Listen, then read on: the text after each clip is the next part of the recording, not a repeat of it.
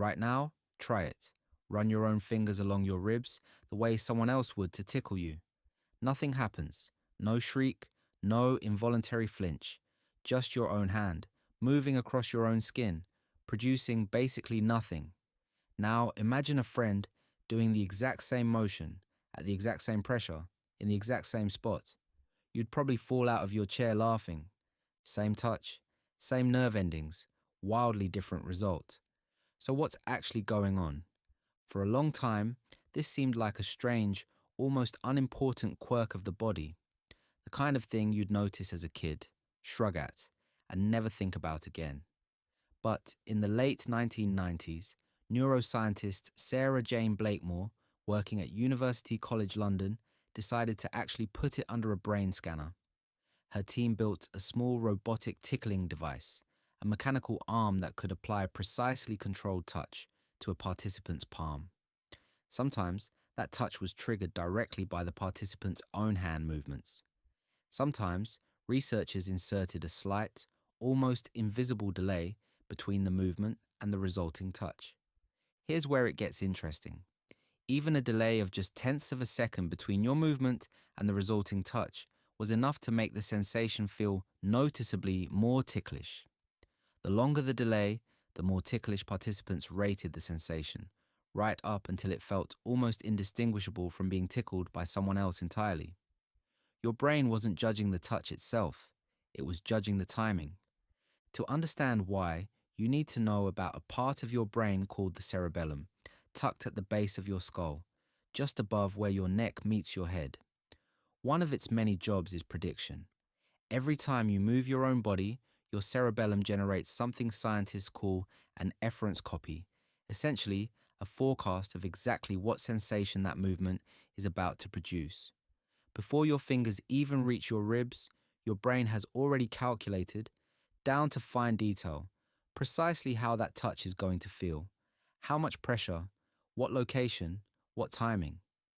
When the real sensation arrives and matches the prediction almost perfectly, your brain does something remarkable. It dampens the response before it fully registers.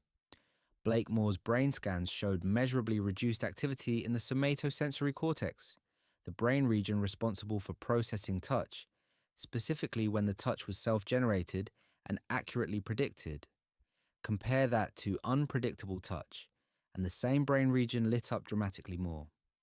In plain terms, your brain looked at the incoming signal, recognized it as old news, and quietly turned the volume down before it ever really registered as something worth reacting to.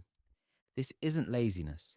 It's remarkably efficient design, and once you notice it, you start seeing it everywhere. Think about how much sensory information floods your nervous system in an average day. Every footstep, every time your arm brushes against your side while walking. The fabric of your own shirt shifting against your skin as you breathe. If your brain treated all of that self-generated sensation with the same intensity as an unexpected touch from someone else, you'd be completely overwhelmed within minutes, unable to focus on anything else. Filtering out predictable, self-caused sensations is exactly what lets your brain reserve its full attention for touches that might actually mean something. A tap on the shoulder, an insect landing on your arm, someone reaching out towards you in the dark. Ticklishness, in other words, isn't really about the touch at all. It's about surprise. And your own hand is about the least surprising thing your nervous system will ever encounter, because your brain has already predicted its every move before it happens. Here's where the story gets genuinely strange, though.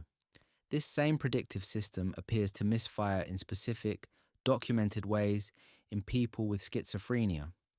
Psychiatrist Christopher Frith and other researchers found that some people experiencing certain symptoms of the condition report being able to tickle themselves, something that's almost universally impossible for everyone else on the planet. The leading explanation ties directly back to that same self-monitoring system. If the mechanism responsible for predicting your own movements isn't functioning typically, the brain may fail to correctly flag a self-generated touch as self-generated at all. The sensation arrives feeling almost external, unpredicted, genuinely tickly, even though your own hand is the one producing it. That single strange exception ends up proving just how precise and specialized this prediction system usually is in everyone else. When it's working normally, it's so good at cancelling out self-produced sensations that most people go their entire lives simply assuming they're permanently, biologically untickleable by their own hand, without ever wondering why. When that system is disrupted, even slightly, that lifelong illusion briefly breaks down, and the touch gets processed the exact same way any unpredicted touch normally would. Genuinely, involuntarily ticklish. It also explains a smaller, more familiar mystery: why a machine, like that robotic arm in Blakemore's lab, can sometimes make you laugh more than a person tickling you unpredictably. A machine's timing can feel slightly less predictable than your own hand, but often more mechanically consistent and strange than a human's, landing somewhere in an odd in-between zone your brain hasn't fully learned to anticipate. So the next time you catch yourself failing, once again, to tickle your own ribs, know that nothing is actually broken or missing in you.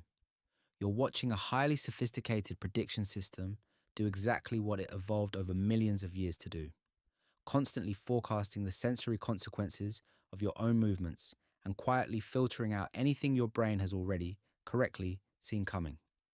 Your body was never really the ticklish one to begin with. It's the surprise that does all the work. And your own hand, no matter how hard you try, no matter how many times you attempt it out of pure stubbornness, will never quite manage to catch you off guard.